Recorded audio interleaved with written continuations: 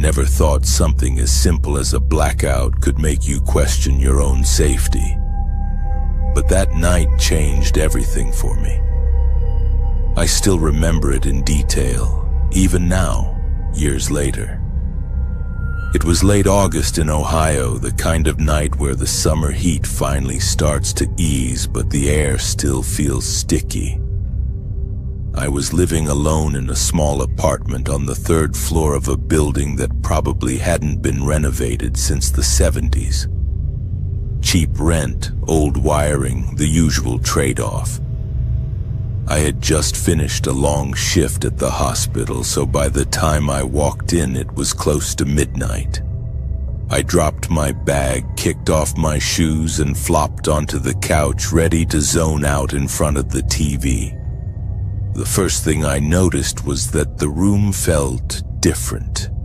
It wasn't dark exactly, but the lights were flickering.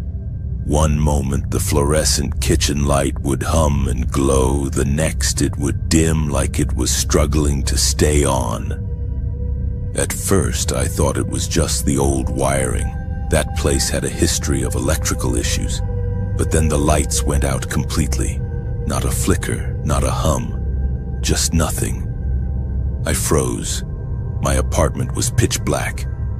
I had no idea what time it was exactly. My phone had died earlier that day and I hadn't charged it. Normally a blackout wouldn't have bothered me that much. I mean, it was probably just the neighborhood transformer blowing a fuse. But there was something about the silence that felt wrong. No hum of the fridge, no faint traffic from the street outside. Even the air conditioning had gone dead. It wasn't just a blackout, it was total. I stumbled toward the kitchen to grab a flashlight I kept in a drawer. My hand shook as I fumbled with it. When I finally got it clicking, the beam was weak and uneven. I shined it around my apartment, and the shadows from the furniture stretched in odd, jagged lines. I tried to tell myself I was overreacting. It was just a blackout. Nothing more. Then I heard it. Not a noise like footsteps or a creak. Something much subtler. A thump, low and deliberate, coming from the apartment below me. At first I froze, thinking maybe it was just an old building settling. But the thumps kept coming. Slow, irregular. Not a rhythm of an appliance or the HVAC kicking on. Someone or something was moving down there. I debated calling the landlord, but then I realized my phone was dead. I hadn't charged it, and honestly, the thought of opening the door and stepping out into the hallway in total darkness made my skin crawl. So I did what any sane person might do in a blackout. I tried to ignore it. I sat down on the couch, flashlight trembling in my hand, and told myself that I was imagining things. Minutes passed. Then the thumping stopped. Just like that, the silence returned heavier than before, like the air itself was holding its breath. I tried to shake off the fear and focus on something else. I made tea. I sat back down. I even laughed at myself, thinking about how ridiculous I was being. But that laughter felt hollow. And then it happened again. This time it wasn't from below. It was from inside my own apartment. I was certain of it. Something hit the wall, hard. Not a knock, not a tap, but a full-on bang. My heart almost stopped. I froze, barely breathing, gripping the flashlight so tightly my knuckles went white. My mind raced. I lived alone. No pets, no one had a key. Nothing in my life made sense right now. I tried reasoning with myself. Maybe it was the old building. Maybe a pipe or some piece of metal had shifted. But deep down, I knew it wasn't that. I could hear it moving now. Not fast, but methodical. Something heavy scraping against the floor. I remember thinking about running, but I didn't know where to go. My apartment door led to a hallway I couldn't see, and the stairs were too dangerous to navigate in the dark. So I did the only thing I could. I sat in the corner of my living room, flashlight in hand, pretending to be calm. Then I heard the most horrifying sound, my front door click. I didn't just hear it, I felt it. That faint metallic click that meant the deadbolt had been moved. I had locked it. I always lock it. I check it at least twice before going to bed. But there it was, clicked open like someone had been standing there waiting. I froze. My mind screamed at me to run, to grab anything and fight, but my body wouldn't respond. I just sat there, flashlight pointed at the door, willing my eyes to adjust to the darkness. Nothing moved. The door barely creaked as it swayed slightly in the absence of the bolt. And then I heard it. A voice. Not shouting, not calling my name, just a calm, low whisper. Hello? I can't even describe the panic that hit me. My apartment felt smaller, like the walls were closing in. I wanted to scream, but no sound came out. I wanted to run, but I was rooted in place. The whisper came again, closer this time. Hello? I realized I had no weapon, nothing. My flashlight wasn't strong enough to defend myself, and the idea of charging at whoever or whatever was there felt impossible. My heart was pounding so loudly I thought it would give me away.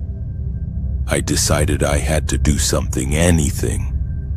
I grabbed the flashlight and threw it toward the door. The beam flared against the hallway wall, and for a split second I saw a figure, just a shadowy silhouette, but enough. And then nothing. It was gone, just like that. I bolted to the door, yanked it open, and ran into the hallway. Empty. Silent. The stairwell was empty too. I ran down 3 flights of stairs to the street below. The neighborhood was quiet, eerily quiet, except for the distant hum of a few cars. I didn't stop running until I reached the gas station 3 blocks away. I called the police from there. They took a report but didn't find anything suspicious. No one matching a description, no signs of forced entry, nothing. They suggested it could have been a trespasser who ran off when I turned on the flashlight, or just a misunderstanding. I wasn't convinced. I didn't go back that night. I slept in my car, gripping a baseball bat I bought on the way. And when I finally returned the next morning, everything seemed normal. My door was locked. Nothing was out of place. My apartment looked exactly the way I left it. The thumps, the bangs, the whisper, it was as if it had never happened. Weeks passed. I told a few friends, but no one really understood. Some thought I had imagined it. Others chalked it up to stress. But I know what I experienced that night. And what terrifies me the most isn't the presence of a stranger. It's the realization that the person or people who did it knew I was alone, knew the blackout gave them an advantage, and could have easily been anyone. I moved out shortly after, found a new place, new city, new life. But I'll never forget that night. Even now, when the power flickers for a second, my mind replays that whisper, that click of the deadbolt, the scraping inside my apartment.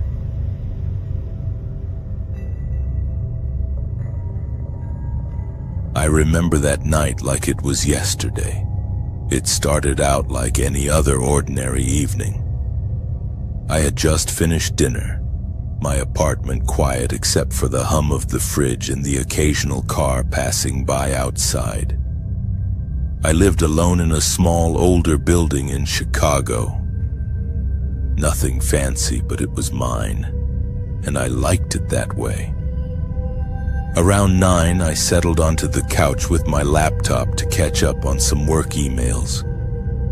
The room was dimly lit by the single overhead bulb, the kind that flickers a little when the building's electricity is old, which it often did. I didn't think much of it. Then just as I was about to reply to an email, everything went black. Not just my apartment, the whole building. And from the way the lights outside also went out, probably the whole block. No hum of the fridge, no glow from the street lamps, just silence. At first I laughed. Blackouts happen sometimes, especially during winter storms, though there wasn't any storm that night. I grabbed my phone, figuring I'd light my way until the power came back. But the screen was dim, almost struggling to stay on, which was unusual. I shrugged it off, thinking the battery must be low. Then I noticed something odd. The silence wasn't just quiet, it was heavy, like the city itself had stopped. I could hear nothing, no distant traffic, no neighbors' TVs or chatter, nothing. My apartment usually had this faint, constant hum of life, and now it was gone. I got up and walked to the window, trying to look outside. The street was pitch black. Even the usual orange glow from the street lights was gone. My instincts told me it was a citywide outage. But then I saw movement, or something that looked like movement, across the street. A man was walking slowly, deliberately, from one side of the road to the other. He wasn't rushing. He didn't seem panicked, just moving with purpose. And then I realized I had never seen anyone else on the street tonight. I lived in a busy part of the city. There was always someone out, even at this hour. I shook my head, telling myself I was imagining things. Maybe he was a night shift worker, maybe he had somewhere to go. I tried to convince myself it was normal. But then, after a few minutes, he stopped directly in front of the building across from mine and just stood there, not looking at anything, just standing. I tried to see his face, but it was too dark. I couldn't make out features. I felt a little uneasy, but like I said, I live alone, and sometimes my imagination gets the best of me. I decided to go back to my apartment. I told myself I'd just wait it out until the lights came back. I grabbed a flashlight from the kitchen drawer and flicked it on. The narrow beam cut through the darkness of my living room, but the apartment suddenly felt different, smaller, tighter. Then I heard the first sound, not footsteps, not knocking, nothing like that, just a faint scraping noise, like metal on concrete. My heart rate spiked. I froze. The noise stopped as soon as I realized it. I told myself it must have been the building settling, old pipes, something mundane. But deep down, I knew it wasn't.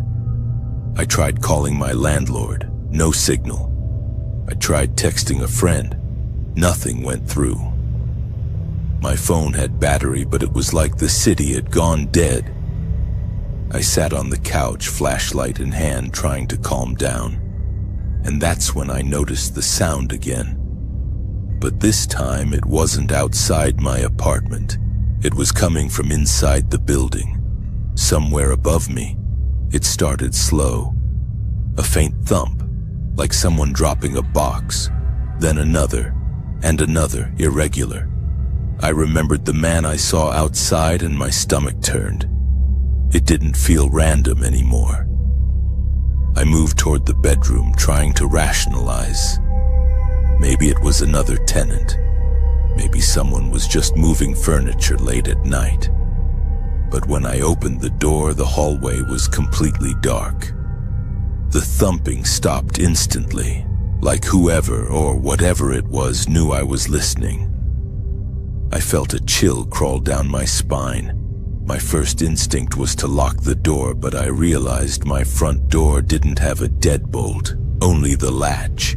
I had never thought about that until now. I fumbled with it, finally managing to secure it, but the sense of being exposed didn't go away. Then, just when I thought I might be overreacting, I heard a different sound, a faint tapping at the door. Not the front door, not a knock like someone was trying to get in politely. This was the back door. My bedroom window led to a small fire escape, and it had a sliding door that I always left locked. The tapping started slow. Once, then twice, then a steady rhythm. I don't know why, but I whispered, "Who's there?" And my voice sounded weak, trembling. No answer, only the tapping continued. I grabbed a kitchen knife, the dumbest thing I've ever done looking back, but I felt a flicker of control holding it. My mind raced. Could someone really have climbed up the fire escape? Who would do this in a blackout? And then another horrifying thought hit me. What if it wasn't just one person? The tapping stopped as suddenly as it had started. My heart was pounding in my ears, and I could feel the sweat soaking my shirt. I didn't dare breathe too loudly, didn't dare move. Then, almost mechanically, I edged toward the window to look outside. The fire escape was empty, the street was empty, and yet I knew someone had been there. My mind refused to accept it, but every instinct screamed it. I tried to think clearly. I could stay in the apartment and hope the lights came back, or I could leave. Leaving seemed wrong, dangerous, but staying didn't feel safe either. I debated for what felt like hours, though in reality it was probably only 20 minutes until I finally made a decision. I grabbed my keys, my flashlight, and my phone, and I opened the front door. The hallway was still pitch black. I could see the faint outline of the other apartments, but that was it. I moved as quietly as I could toward the stairwell. That's when I heard it again. A thud, a heavy thud, directly behind me, coming from one of the apartments I passed. It wasn't fast, it wasn't chasing me, but it was close enough that I didn't stop. I didn't look back. I just ran down the stairs, taking them two at a time, and burst into the street. The city was still dead. I mean truly dead. Not a single car, not a single person. The only sound was my own ragged breathing. I thought about calling the police, but again, no signal. I was trapped in this impossible silence, with this unshakable feeling that something was watching, waiting, even if I couldn't see it. I started running, not anywhere in particular, just away from the building.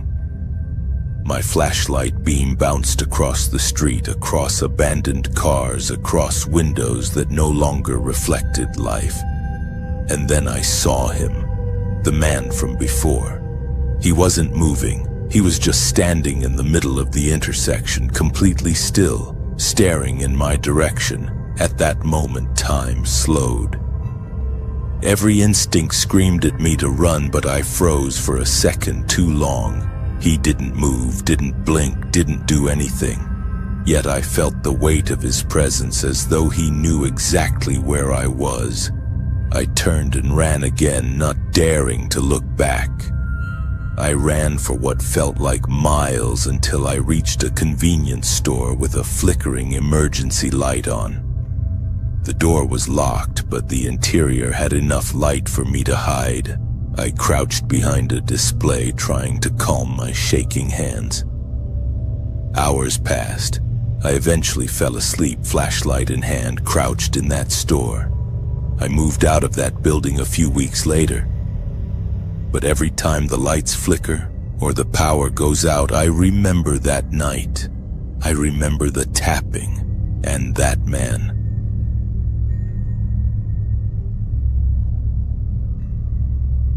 I've lived in this neighborhood in Ohio for years, in a quiet, seemingly safe suburb.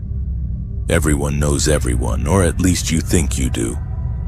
But that night proved how quickly that sense of safety can vanish. It started like any other evening. I'd been working from home, sprawled across the couch with my laptop, headphones on, trying to finish a project. Around 8 p.m., the lights flickered a few times and I thought nothing of it. Our power here has always been a bit unreliable. But then the electricity went out completely. Just like that, the hum of the fridge, the glow of the screens, all gone. I wasn't scared at first. I thought I'd just grab some candles, light a few, maybe even enjoy the quiet. Blackouts happen, right? But the quiet that came with it felt heavier than usual, almost suffocating. I live on a corner lot with a decent-sized yard surrounded by tall trees. The darkness made the house feel smaller, like it had shrunk around me. I found a flashlight in the kitchen drawer and clicked it on. The beam was weak, barely pushing past the shadows in the corners of the living room. I was about to sit back down when I noticed something. The street outside looked completely dead. No cars driving by, no lights on in any of the neighboring houses. Just the black. It was unnatural. Then I remembered the storm forecast I'd ignored: high winds, heavy rain, potential power outages. That explained the blackout, but it didn't explain the movement I thought I saw just beyond the yard. I shook it off, probably a tree branch swaying in the wind. I told myself that over and over as I peered through the window. But then I saw it again. Something or someone was moving near the edge of the yard. Not fast, not running, just walking slowly, methodically. My chest tightened. I strained to see. I grabbed my phone, intending to call my neighbor just to check if anyone else had lost power. No signal. Great. And then it hit me. I had left the back door unlocked. Just a little oversight, but suddenly it didn't feel so small. My pulse picked up. I didn't move immediately. I just stood there watching. Whoever or whatever it was, they weren't hiding. They were deliberately pacing along the perimeter of my yard, stopping every so often to look around. I didn't know if they could see me or if they even cared. I considered calling 911, but my rational brain fought with my fear. If I called, would the operator think I was overreacting? And what if they were already gone by the time help arrived? I needed to be smart, to be careful. I slipped on a pair of shoes and quietly stepped outside, flashlight in hand. The yard was wet from an earlier drizzle, and I could hear the squish of my shoes against the grass. The closer I got to the edge of the yard, the more I realized something was off. There were footprints, fresh footprints leading around the perimeter, circling the yard in a path that made no sense. They weren't random. Whoever had been there was surveying, measuring, planning. My hands were shaking, but I tried to stay calm. I crouched near the fence, peering into the darkness beyond. The trees swayed in the wind, and for a moment I thought I caught movement again, a shadow crossing behind a trunk just for a second. Then I heard it.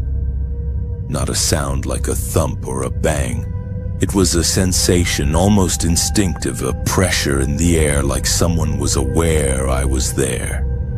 I froze, and then slowly the figure appeared again, this time standing near one of the trees at the edge of my yard. I could see the outline in the faint light of the street lamp across the road, tall, broad, motionless, watching. My first instinct was to run back inside, but something kept me rooted. Fear mixed with curiosity. I wanted to know what they were doing. And then I noticed the glint. something reflective hanging from their hand. A flashlight, but it was off. They weren't looking around. They were focused on the house. On me. I swallowed hard, telling myself to breathe. Keep calm. I made the decision to retreat slowly, not letting them know I was aware of their exact location. Step by step, I edged back toward the porch, keeping my flashlight trained on the yard. Every shadow seemed to stretch and twist in unnatural ways. My mind raced. Was this a burglar? A lost person taking shelter from the storm, or something else entirely? When I reached the door, I turned the knob with deliberate slowness. My hands were slick with sweat and the metal felt ice cold. I stepped inside, closing the door quietly behind me. I locked it immediately, sliding the deadbolt into place. Then, in the safety of the house, I thought I was done. But the tension didn't fade. I could still feel it, the weight of being observed. I sat in the living room, flashlight on my lap, and tried to convince myself it was just someone curious, maybe a neighbor or a local teenager messing around. But that didn't make sense. Who would pace a yard in the dark during a storm, just standing and watching a house? Minutes passed. My phone buzzed, finally catching signal, and I debated calling someone. But the feeling wouldn't leave me. Then I remembered the security camera I had installed last month. Not my proudest investment, but I figured it was worth checking now. I booted up the feed. What I saw made my stomach drop. The figure wasn't leaving. They were walking slowly along the yard again, pausing, turning, and tracing the path they had before. And this time, they were holding something else. A long, thin object. I couldn't tell what it was in the dark, but whatever it was, they were deliberate, precise, like they had a purpose. I don't know why, but I made the stupid decision to call the police then.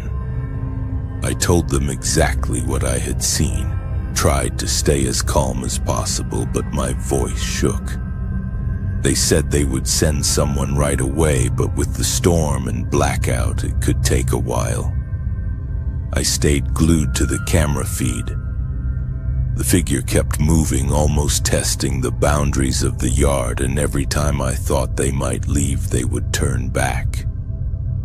It was like they were waiting for something or someone. My heart felt like it was in my throat. I couldn't think straight.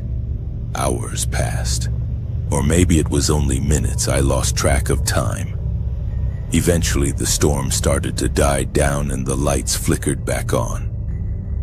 The instant the electricity returned, I looked out the window. The yard was empty. No footprints, nothing, just the remnants of the rain and the wind-blown leaves. I never saw them leave, never saw anyone come down the street. The police came by later that morning, checked the perimeter, took notes, and left. They didn't find any evidence, no footprints, no sign that anyone had even been there. And maybe that's what's worst. They were real. They were here. I felt it, and yet it was as if the storm and blackout had conspired to hide them. I've lived in this neighborhood for years, and I've never felt unsafe like that before, and I don't know if I ever will again. If these stories give you chills, make sure to like, subscribe, and hit the bell so you don't miss any of our next terrifying stories. And remember, sometimes the scariest moments happen when you think you're safe at home. This is Mr. Terrifying, and I'll see